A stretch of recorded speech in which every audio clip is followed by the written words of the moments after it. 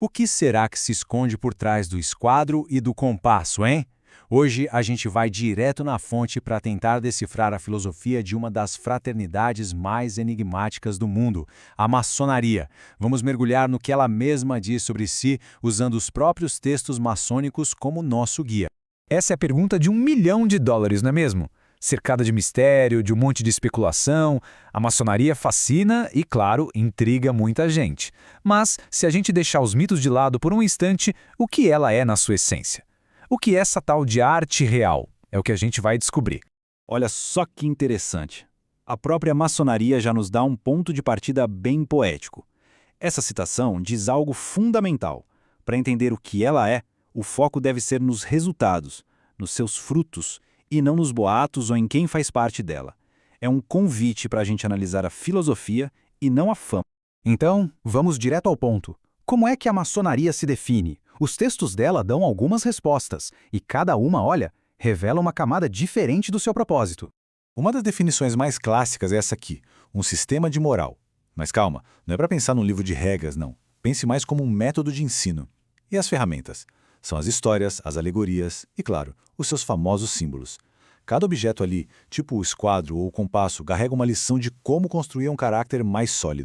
Outra definição chama a maçonaria de ciência, mas, de novo, não estamos falando de ciência de laboratório, com tubos de ensaio. A ideia aqui é de uma busca metódica, uma investigação pela verdade divina. O mais curioso é que o próprio autor da nossa fonte admite que essa definição é meio vaga. Afinal, a filosofia e a religião também buscam a verdade, né? Mesmo assim, isso já aponta para uma dimensão espiritual bem importante. Agora, a definição que o autor da nossa fonte acha a mais precisa vem de um manual maçônico alemão, e ela é bem específica, olha só. A maçonaria é uma atividade, uma ação. O objetivo é duplo. Primeiro, o aperfeiçoamento pessoal e, como consequência disso, o bem-estar de todo mundo. A ferramenta, símbolos da arquitetura. E a meta final, uma coisa grandiosa, uma Liga Universal da Humanidade. Ok, agora que a gente já entendeu um pouco as definições, vamos tocar no ponto que mais gera curiosidade. O famoso segredo maçônico. O que será que tem por trás de tanto mistério? E aí, essa é a grande questão, né? A ideia de rituais secretos, de conhecimentos que só alguns poucos têm acesso, é isso que alimenta boa parte do fascínio e também da desconfiança em torno da maçonaria.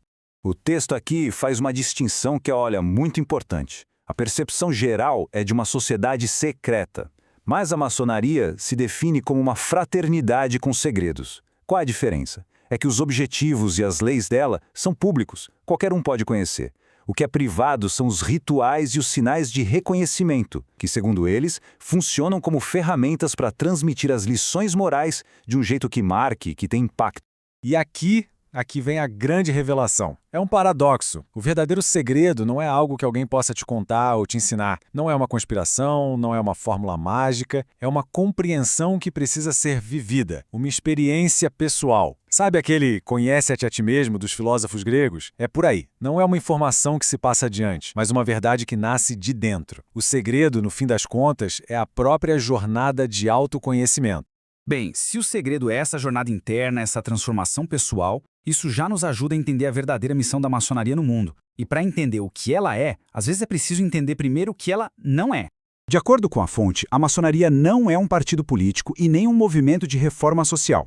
O foco dela é interno, é no indivíduo. O objetivo é enobrecer a alma.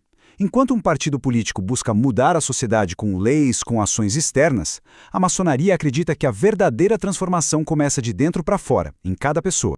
E aqui está o ponto central da filosofia deles. A raiz dos problemas do mundo não seria a falta de leis, mas a falta de caráter. A solução duradoura, então, não estaria em criar mais e mais regras, mas sim em formar homens melhores, pessoas mais íntegras, mais justas, que naturalmente vão agir para o bem de todos. Essa citação explica o porquê. Grandes planos de reforma muitas vezes dão errado, segundo essa visão, porque faltam pessoas com a alma delicada, que é um jeito poético de falar de empatia, de integridade, de nobreza de espírito, para colocar esses planos em prática. A maçonaria, então, se apresenta como a oficina onde esse tipo de caráter seria forjado. Agora vamos entrar num tema ainda mais complexo, a relação da maçonaria com a religião. Onde ela se encaixa nisso tudo? Seria ela mesma uma religião? A resposta da fonte é bem clara sobre isso. A fonte é bem enfática. A maçonaria não se vê como uma religião, mas como um espaço universal de espiritualidade. Uma religião específica tem seus dogmas, suas regras, que podem acabar dividindo as pessoas. A maçonaria busca ser o contrário, um ponto de encontro, um culto em que podem unir-se todos os homens. Não importa a crença particular de cada um. E como ela conseguiria unir gente de fés tão diferentes, focando no que a fonte chama de verdades acima de toda facção? São princípios universais que estão na base de muitas religiões: a crença em um Criador, a ideia de fraternidade humana, a importância da moral e a esperança na imortalidade. Essa citação resume perfeitamente o ideal. É sobre encontrar um terreno comum, um espaço onde pessoas de diferentes religiões podem se encontrar não para debater as diferenças, mas para celebrar as verdades essenciais que todos compartilham. E isso tudo nos leva à metáfora central, aquela que amarra toda essa filosofia. Se a maçonaria usa símbolos da arquitetura, o que, afinal de contas, ela está construindo? O malho, o cinzel, o esquadro. Na maçonaria, essas não são ferramentas para trabalhar com pedra de verdade. Elas são símbolos. Símbolos de instrumentos para lapidar o caráter, para aparar as arestas da personalidade e construir um templo interior, a própria alma. E essa citação final soa quase como um chamado, um poema sobre crescimento contínuo.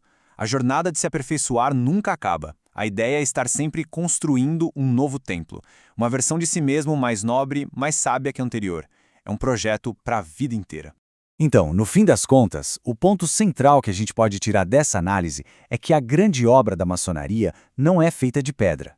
É a construção de uma humanidade melhor, começando pelo alicerce, o caráter de cada pessoa.